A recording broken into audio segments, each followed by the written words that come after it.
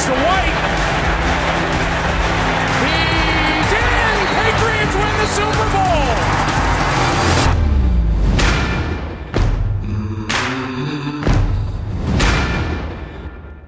Olha a gente de volta aqui, Preview Patriotas. Rodolfo, ficamos bastante tempo parado, hein, cara? Essa bye week aí deu até pra dar uma cochilada, cara.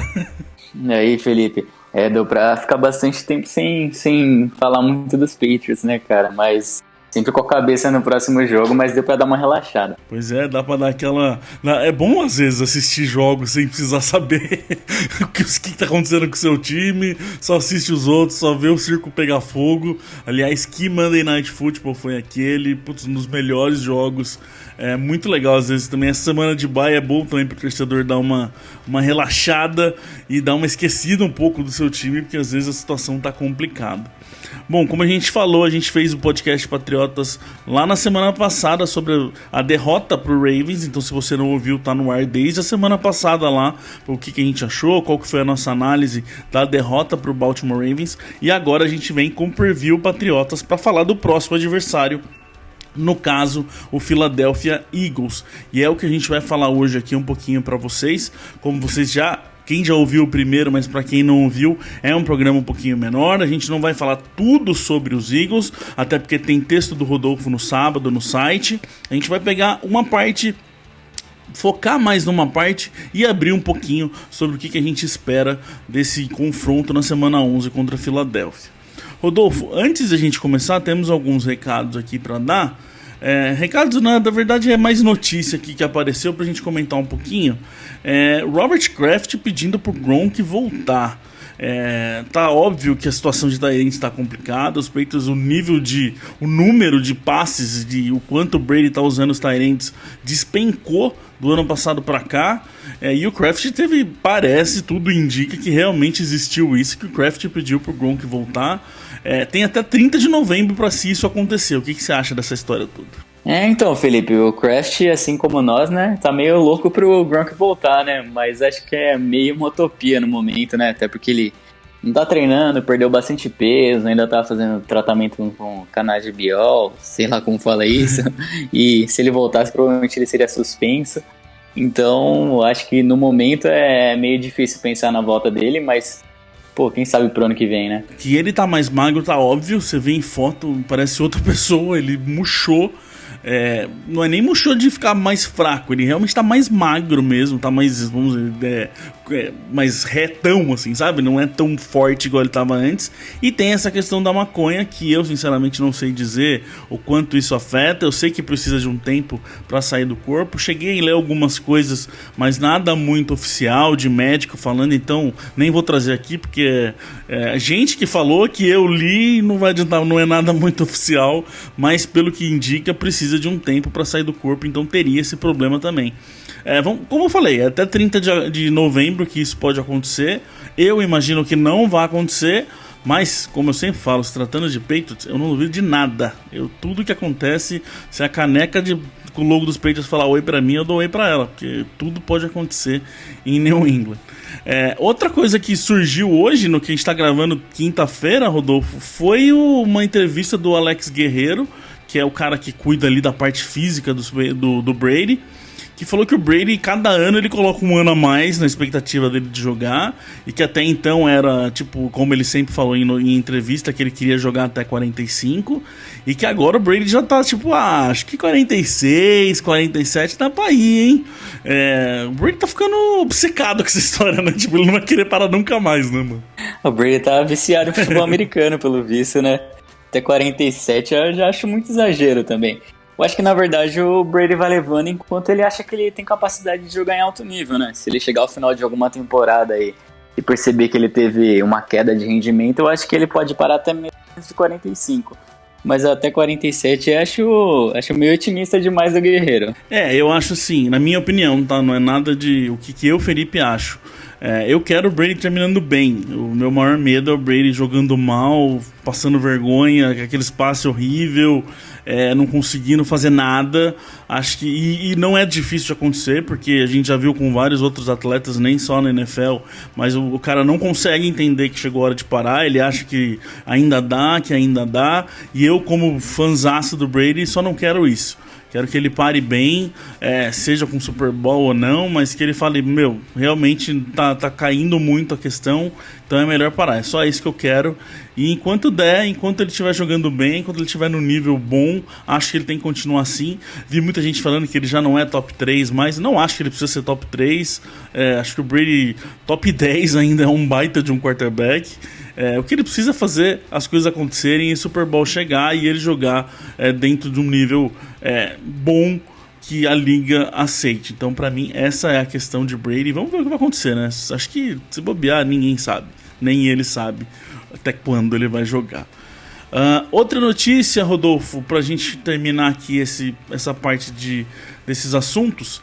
Jogo contra os Bills na semana 16, que era um jogo que estava sem data definida, foi acertado, vai ser no sábado 21 de dezembro. Então a NFL tá mudando aí por causa de final de ano, essas coisas, ela tá querendo já nos últimos anos colocar jogos no sábado. Então Patriots e Bills, semana 16, 21 de dezembro, às 6h25 da tarde, tá? Então, se caso alguém estiver pensando em ir para esse jogo, ou até mesmo para se orientar aí, Patriots e Bills, 21 de dezembro, às 16h25, às 18h25, desculpa, no sábado.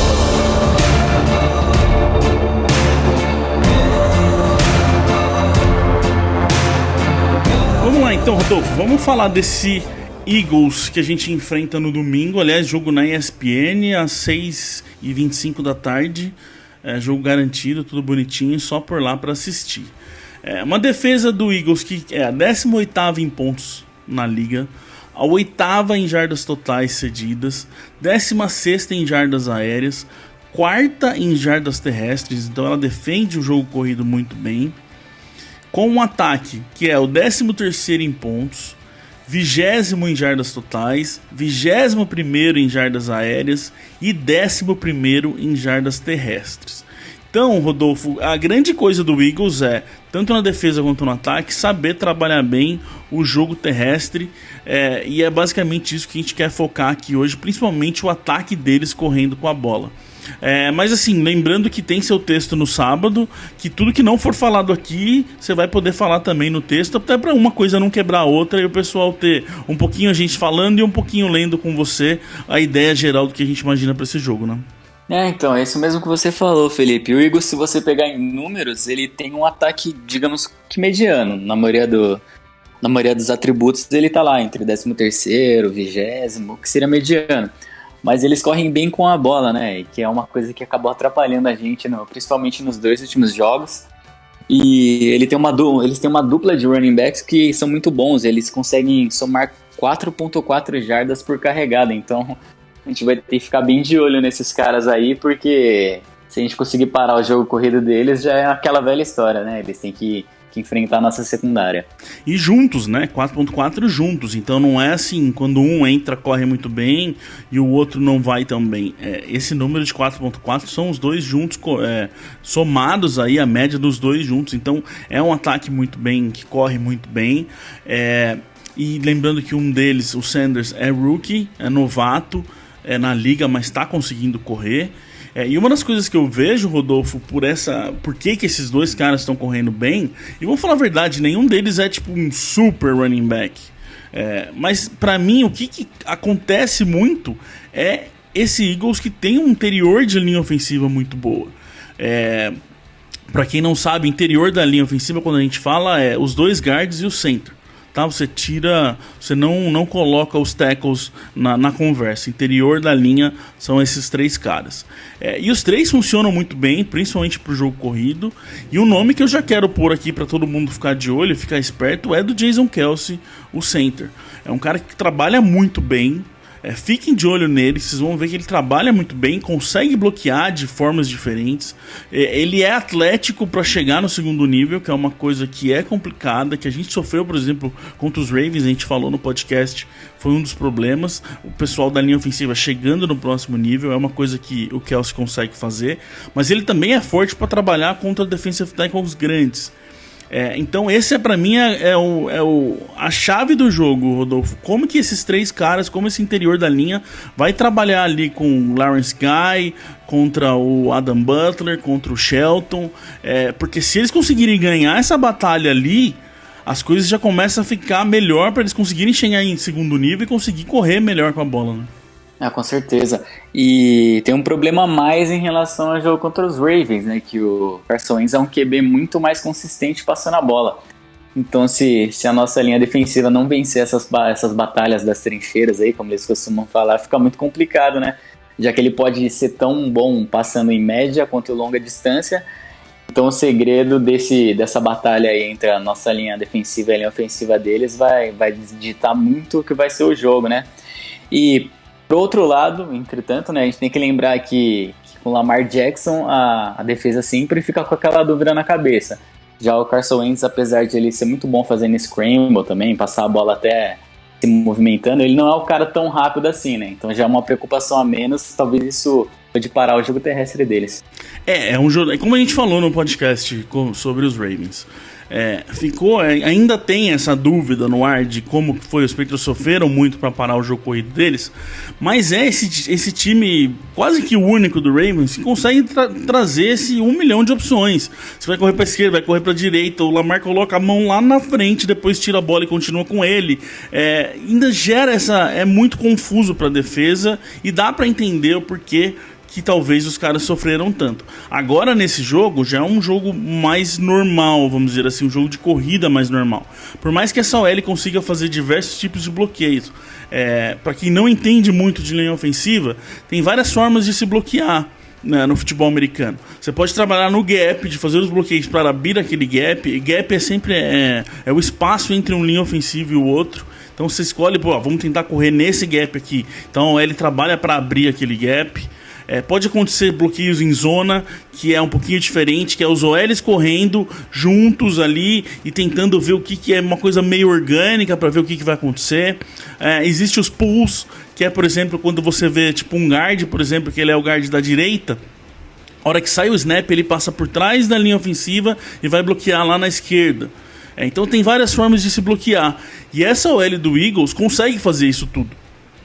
Então, assim, por mais que não seja um ataque super complexo, como a gente viu o do Ravens, é uma boa linha ofensiva que vai gerar várias situações ali para esse front seven, principalmente. Então, acho que a gente vai conseguir ter uma boa ideia, Rodolfo, de como que tá essa defesa do jogo corrido, que na cabeça de todo mundo é o grande problema. Então a gente vai ser um bom teste pra gente descobrir se realmente é um problema ou se foi um Ravens ali que gerou muita confusão. Um outro jogo, o Chubb conseguiu correr bem contra a gente lá nos Browns, mas foi um jogo de chuva que também sempre muda um pouco a situação. Vai ser um bom jogo pra gente entender essa corrida contra o jogo corrido, né? Essa defesa contra o jogo corrido. Até porque, como você citou, os Ravens estão num patamar completamente diferente de um time que corre com a bola, né? O Lamar Jackson é uma coisa que a NFL ainda não descobriu como parar, né? Provavelmente ele vai ser muito estudado nesse período, mas até o momento ninguém soube como diminuir as corridas dele. Agora contra os Eagles, como você frisou, vai ser um jogo normal de corrida, né? Então eu acredito que o Belichick trabalhou bastante em relação a isso nessa semana de treinamentos, porque ele sabe que contra qualquer time, na realidade, se você não parar o jogo corrido, as coisas ficam complicadas, porque eles conseguem avançar o campo muito mais rápido e cansam muito mais rápido a defesa também. Então acredito que realmente esse vai ser a batalha mais importante do jogo, até porque se deixar o Carson Wentz, apesar de ele ser um grande passador nos seus passes mais longos, ele vem tendo meio que dificuldade em passes mais curtos, né? Ele tá com um rating de 76,6 em passes que vão de 1 a 10 jardas. Então acredito que a ideia do Belichick vai ser isso, segurar a dupla de running backs deles e obrigar o Carson Wentz a tentar passar nessas terceiras descidas. E com isso ele vai ter que enfrentar a nossa secundária, que mesmo tendo a última derrota, a gente sabe que é a melhor da liga. Uma outra coisa também que a gente tem que falar, a gente falou um pouquinho nessa questão agora aqui do Carson Wentz, de como ele trabalha nos passes, que ele tem um pouquinho de altos e baixos, é a questão dos receivers, como a gente falou da nossa secundária, Rodolfo, que tem jogador... Bom, eles já perderam o Deshaun Jackson, que não vai jogar, tá fora da temporada. E o Alshon Jeffrey também provavelmente vai ficar de fora. Até onde a gente tá gravando aqui, ele já perdeu 2 treinos. Normalmente quem perde 2 treinos não joga, mas a gente não consegue garantir nesse momento. Mas provavelmente não estará no jogo. E aí já ajuda bem a situação para a secundária ali. A grande pergunta que vai ficar são com os tight ends. O Ertz é o principal alvo do Wentz. E é o tight end, é um cara que, assim, na verdade, o Eagles gosta muito de jogar com a 12 personnel, que chama, que é eu expliquei pra vocês já esses dias, 12, então é um running back e 2 tight ends ali. Eles gostam muito de trabalhar desse jeito, porque daí eles têm a opção de trabalhar com os tight ends no passe, e também tem 2 caras a mais ali nessa linha ofensiva para poder trabalhar esses bloqueios. Então fica sempre nessa situação aí, se vai passar ou vai correr. A questão do Words, Rodolfo, me intriga um pouquinho, que assim, o Chang é um cara que tá bem baleado, jogou o último jogo, mas tá sempre limitado em treino. Então quero ver como que eles vão fazer com esse tight end aí, principalmente o Words. Se é o Chang, se de repente é o J.C. Jackson, que é um cornerback maior, que vai ficar nele. É uma coisa a se preocupar, porque é o principal recebedor do Wentz, né? Com certeza, e a gente sabe muito bem como ele é eficiente, né? Deu muito trabalho para nós no Super Bowl. E ele é nada mais, nada menos que o melhor recebedor do Wentz, né? Ele é um cara que ele mais o Goddard somados tem 748 jardas e 5 touchdowns, né? Então acho que para nossa secundária esses 2 caras são os caras mais importantes a ser marcados, né? Eu acredito que mesmo baleado o Chang vai pro jogo, e ele vai ter esse trabalho árduo aí importantíssimo, que é segurar o Ertz, que é um cara que se ele estiver bem no jogo, ele vai ser o cara que mais receberá bolas do seu quarterback. Então eu espero que ele esteja bem vigiado de perto, ainda mais sabendo que eles têm problemas com wide receivers, né? Que já dificulta bastante pro Wentz trabalhar no passe mais longo, então a chave para a defesa também vai ser segurar esses tight ends aí. Mas assim, por um outro lado, até essa semana 9, até quando os Patriots jogaram, a defesa do Patriots é o terceiro matchup mais complicado para tight ends na liga até agora. Então assim, eles estão sabendo marcar tight ends de um jeito bom em 2019. Agora, vamos ver como que vai ser, porque assim, se o Wentz realmente não tiver recebedor para trabalhar com essa secundária, e principalmente onde você falou, onde ele trabalha melhor, passes mais no fundos, o passe basicamente vai sobrar nos tight ends. Se a gente conseguir bloquear bem, conseguir travar bem esses tight ends, vai sobrar para o jogo corrido. Então esse jogo corrido é com certeza o principal. A gente começou falando desse jeito e vamos terminar desse jeito, né, Rodolfo? É a chave de fazer esse jogo se tornar um jogo mais normal ou não, ou a gente ter problema, esse jogo corrido não acontecer de um jeito super fácil para eles, né? Sim, se o jogo corrido deles não conseguir bastante jardas logo na primeira carregada, já começa a complicar as coisas para ele, né? Principalmente por essa deficiência no corpo de wide receivers. Tanto que os Eagles trouxeram o Matthews de volta, né? Que é um cara completamente inconsistente, cheio de drops na carreira. Então eles vão ficar meio dependentes do Ertz e do Nelson Agholor, né? Principalmente se o Jeffrey não jogar como tudo indica. Então o maior segredo realmente é parar o jogo corrido e depois se aproveitar da nossa secundária, que é extremamente talentosa, e eu acredito que vai dificultar bastante o trabalho, seja para tight end ou para esses wide receivers. Bom, então fiquem de olho aí, fiquem de olho nesse interior da linha ofensiva deles contra o nosso front seven principalmente, mas principalmente ali contra a linha de defesa. É um negócio para ficar de olho nesse jogo, ver como que eles vão conseguir trabalhar, se eles vão conseguir abrir, se eles vão conseguir chegar, por exemplo, o L bloqueando o linebacker ou não. Isso é uma coisa importante para ficar de olho. E basicamente, Rodolfo, de ataque, a gente não vai falar aqui porque vai ter seu texto, mas é um jogo aí que não imaginamos o jogo corrido dos Patriots funcionar. Como a gente falou, a defesa deles é a 4ª melhor em jardas terrestres, e o ataque vai ter que funcionar com os passes aí, que senão a gente pode ter um jogo bem travado também, de mais uma vez vendo o ataque sofrer e não conseguir andar muito como todo mundo espera, né? Com certeza, a gente vai precisar mais do que nunca do Brady nessa partida em relação a essa temporada, né? Já que o jogo corrido provavelmente não vai entrar, né? Embora a gente sempre espere com esse tempo bom de treinamento aí que esse tipo de jogada acabe melhorando, né? Dando uma evolução.